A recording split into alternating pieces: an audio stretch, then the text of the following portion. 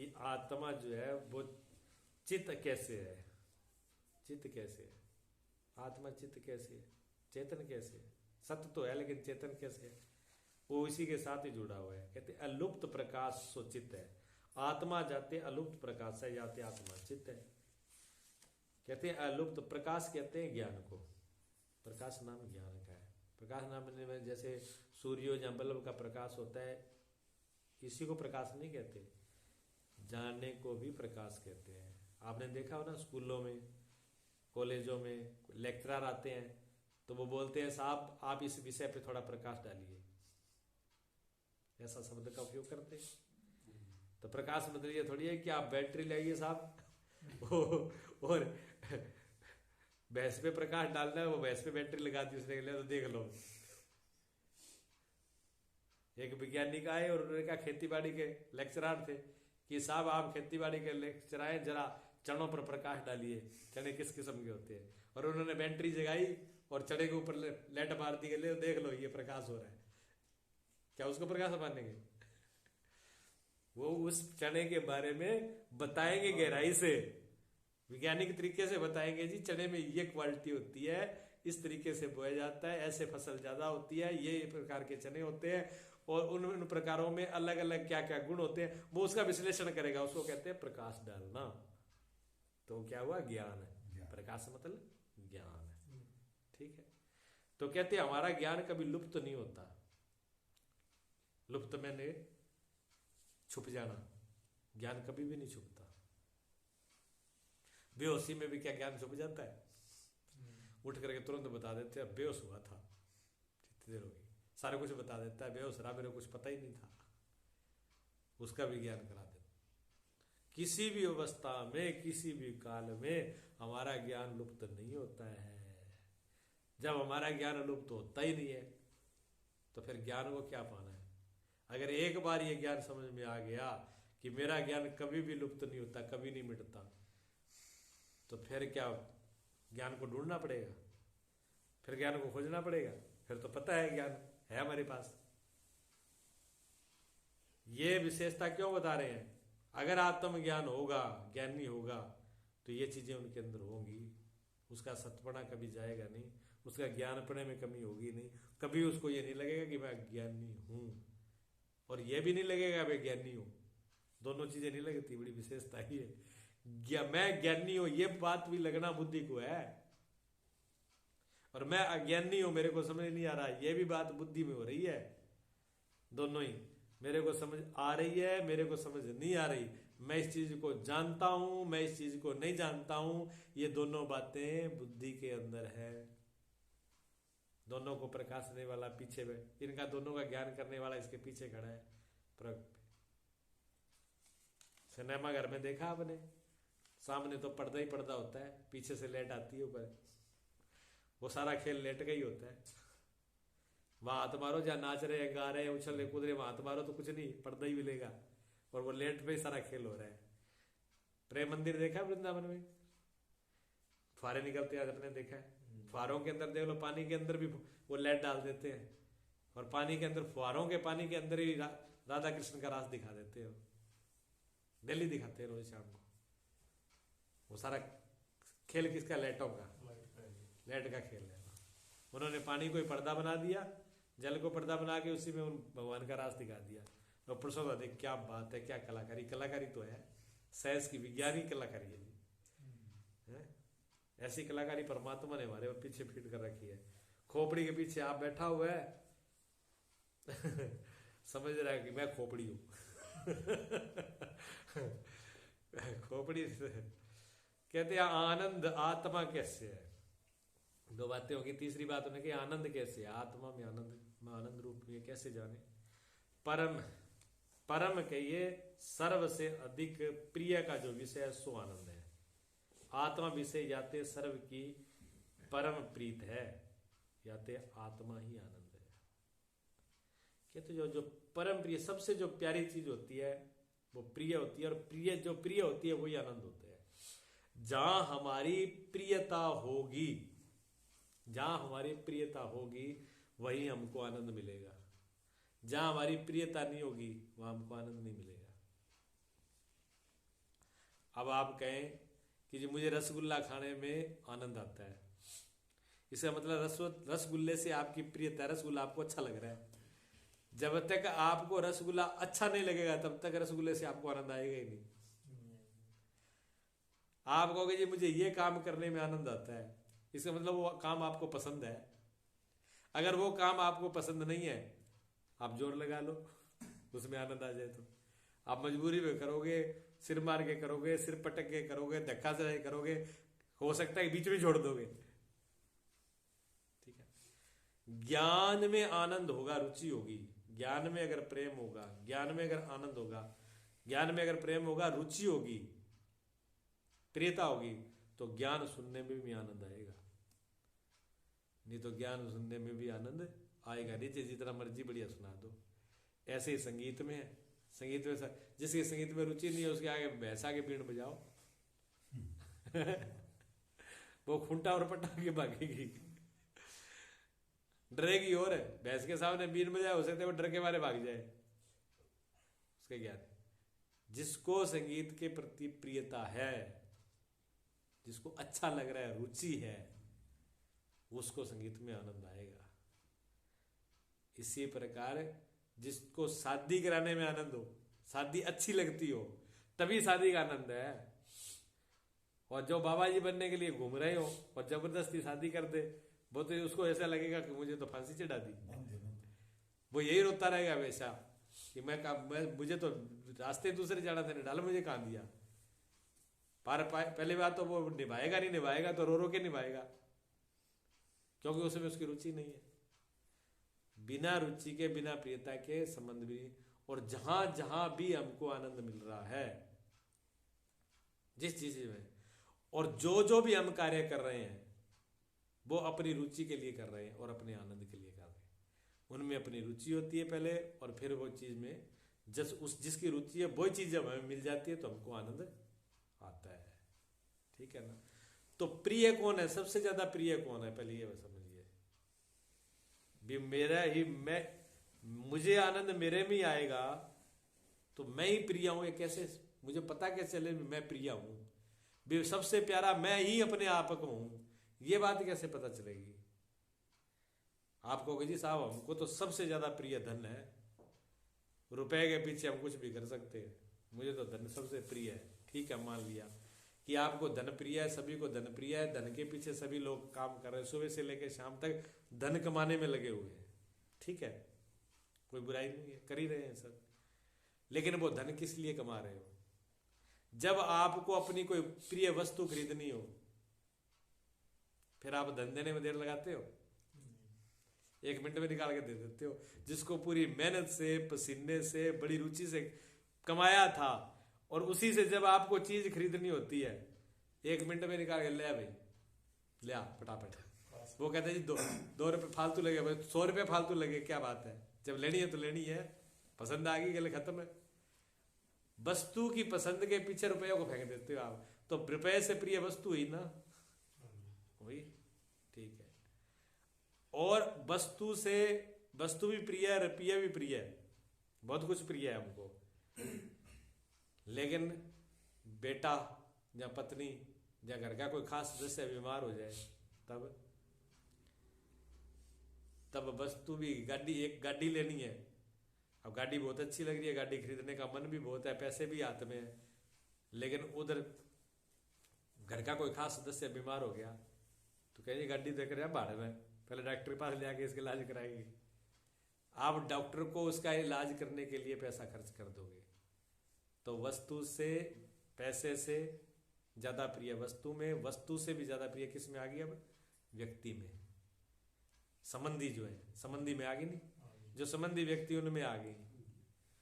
और अब आप पूरा परिवार घर में बैठे हुए हो, और एकदम घर में कोई दिक्कत हो जाए, कोई बात हो जाए, तो बचाने, अपने को बचाने के लिए पहले बचाओगे कि पहले दूसरे को देखोगे? पहले खुद को देखोगे, पहले अपने आप को बचाओगे और बाद में दूसरों को देखोगे कौन क्या है। पहले अपने आप को तो सुरक्षित करे, तुम खुद ही सुरक्षित नहीं है तो दूसरे को क्या सुरक्षा देगा? आप सेफ होगा तभी तो दूसरे को सेफ रख पाएगा। आप ही खुद में मुसीबत में तो दूसरे को कहां से निकालेगा? सबसे पहले अपनी सुरक्षा देखता है वो, फिर दूसरे की सुरक्षा देखता है। भाई हो चाहे बेटा हो चाहे पत्नी हो चाहे कोई भी संबंध हो, पहले अपनी जान प्रिय होती है। बंदर को बच्चा बहुत प्रिय होता है। बांदरी मरने के बाद भी बच्चे को छोड़ती नहीं है, छाती से लेके घूमती है। अब यहाँ तो है नहीं, फिरोजाबाद में बहुत है, बातों में देखते रहते हैं। अगर बच्चा मर गया बिल्कुल वो सूख जाएगा, छाती से लगा के रखेगी उसको, छोड़ेगी नहीं, इतनी प्रिय होता है बच्चा उनको। और बच्चे के पीछे 100 फुट ऊपर से छलांग लगा देगी, नीचे अगर बच्चा गिर गया तो वहीं से उठा लेगी उसको। कुएं में गिर जाए तो कुएं में चली जाएगी।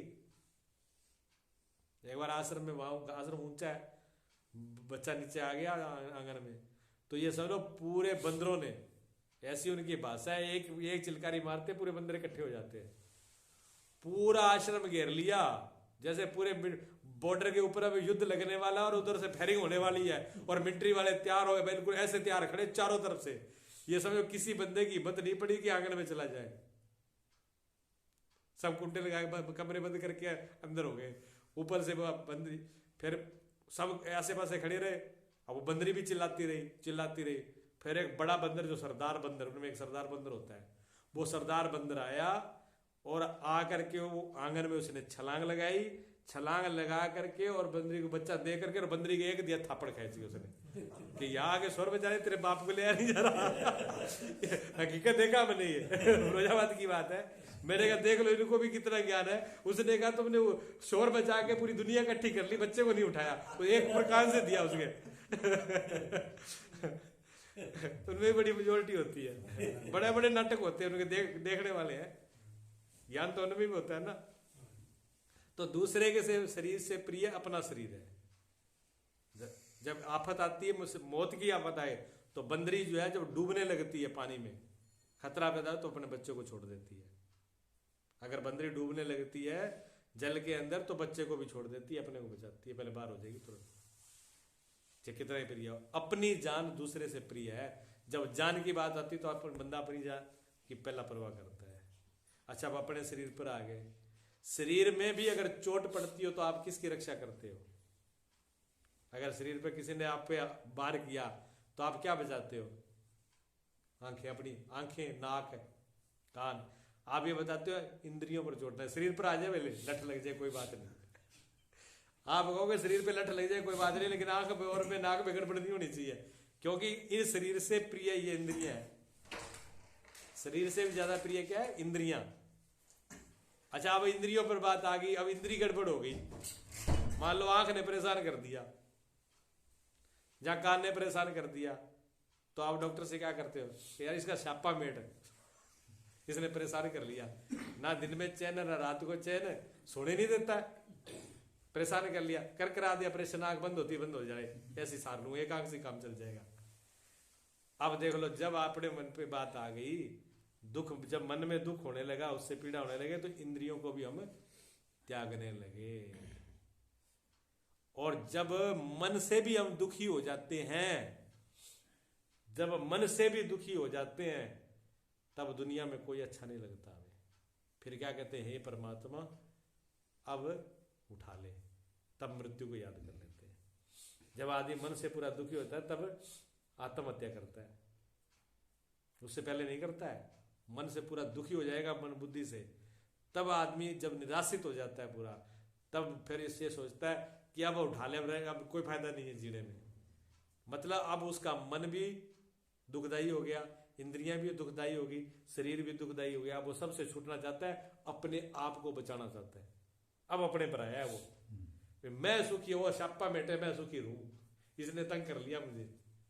तो सबसे प्रिय कौन हुआ? खुद ही हुए ना, स्वयं ही हुए। तो सबसे प्रिय हम ही है। हम अपने को ही प्यार कर रहे हैं। जहां जहां हम प्यार कर रहे हैं बाहर, वो अपने सुख के लिए कर रहे हैं। जहां जहां हमको सुख नहीं मिलेगा, उसका प्यार छोड़ देंगे हम, उससे दोस्ती छोड़ देंगे, उस काम को छोड़ देंगे।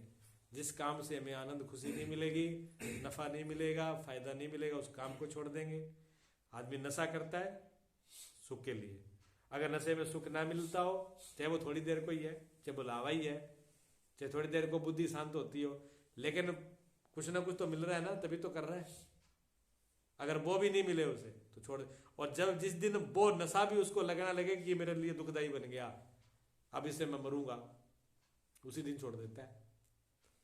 वैसे घर वाले परिवार वाले सब समझाएं कि बीड़ी छोड़ दो, और डॉक्टर ने कह दिया बीड़ी पियोगे तो 7 ही दिन बचोगे, चाहे बीड़ी रख लो चाहे जिंदगी रख लो, उसी दिन बीड़ी बंडल फेंक देता है, छूट जाती है 1 मिनट में, छूट जाती है ना।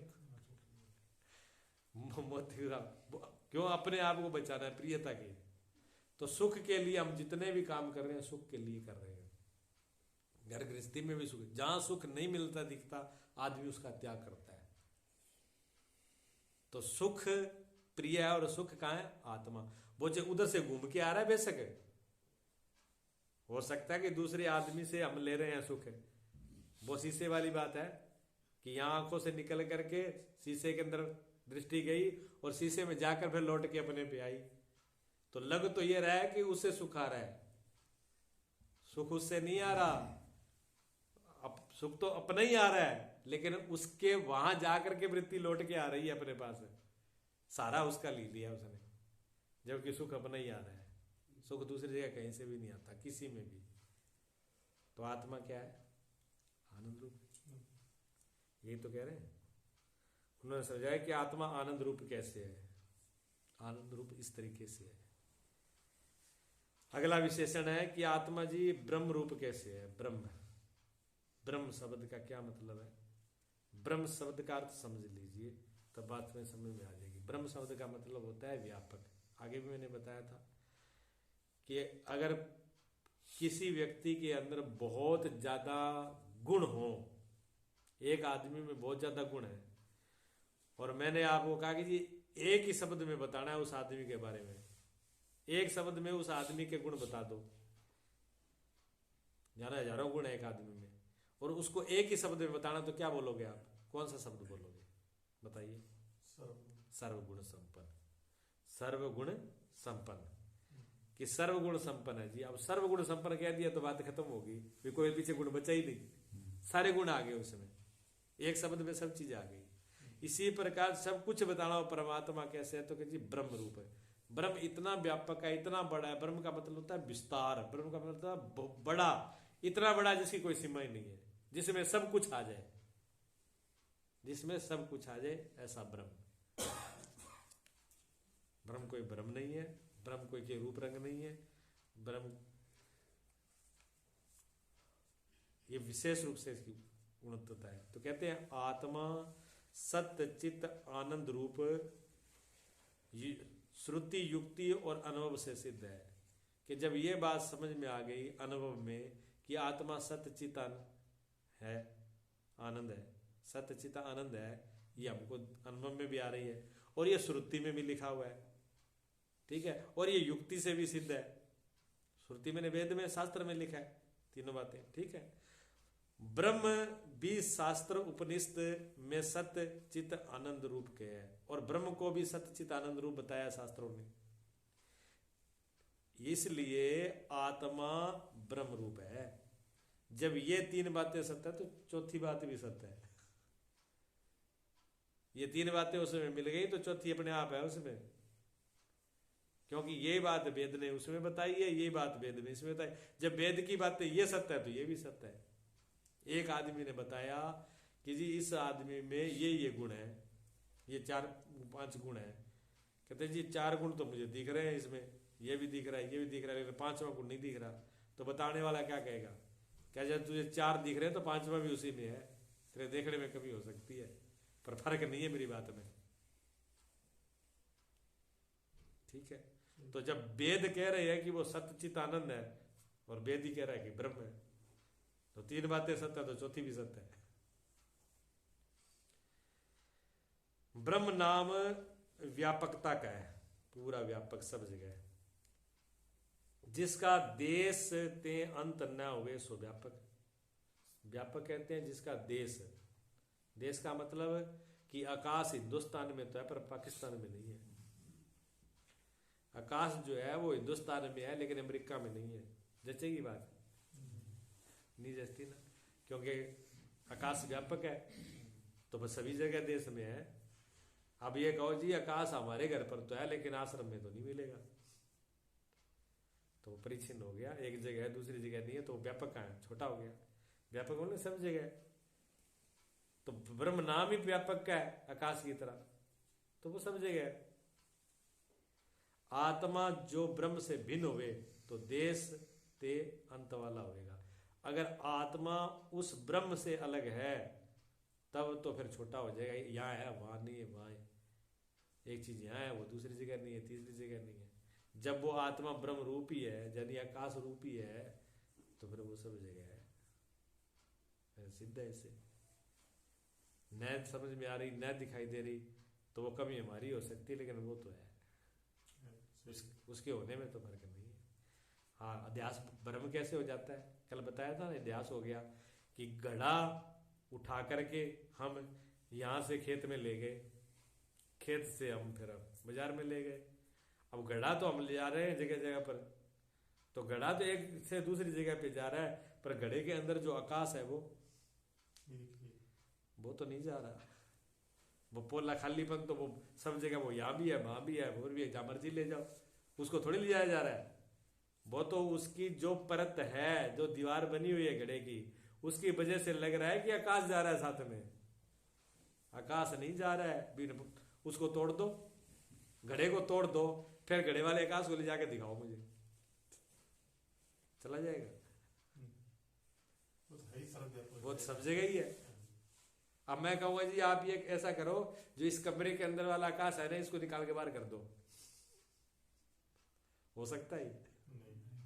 कोई उपाय नहीं है, क्योंकि वो सब जगह है, वो तो कैसे किया जा सकता है। इसी प्रकार ये शरीर जा रहे हैं आ रहे हैं, आत्मा कहीं आती जाती नहीं। बुद्धि से भ्रम पैदा हो रहा है, ये अंतःकरण के मन बुद्धि चित्त जो अंतःकरण है वो इधर उधर आना जाना हो रहा है उसका, इससे लग रहा है कि मैं जा रहा हूं मैं आ रहा हूं, ये बुद्धि को भ्रम हो रहा है, क्योंकि बुद्धि आ जा रही है तो बुद्धि को भ्रम हो रहा है। आत्मा का नहीं आती जाती, आत्मा सब जगह है। इसलिए जब एक आत्मा हो जाते हैं ध्यान में, बड़े बड़े प्रमाण है ऋषि मुनियों संतों के कि एक आत्मा में बैठे हुए हैं। ऋषि रमण बैठे हुए थे एक आत्म भाव में, पूरा एक तारतम्य हो गया। तो बार एक व्यक्ति एक घोड़े को मार रहा था, जब घोड़े को उसने मारा तो उनको चोट लगी, क्यों? वो घोड़े के साथ एक हो गए, सब में एक हो गए ना। इस भाव में बैठे हुए थे समाधि में, तो एक हुआ तो उनके, जब घोड़े को मारा तो उनको तकलीफ हुई, परेशान हुए। परेशानी नहीं हुए, जब वो जब समाधि से बाहर आए, उस भावना से बाहर आए, तो जो डंडा लगा हुआ था पीठ पर उनके वैसे वैसे निशान थे जो घोड़े के मारे थे।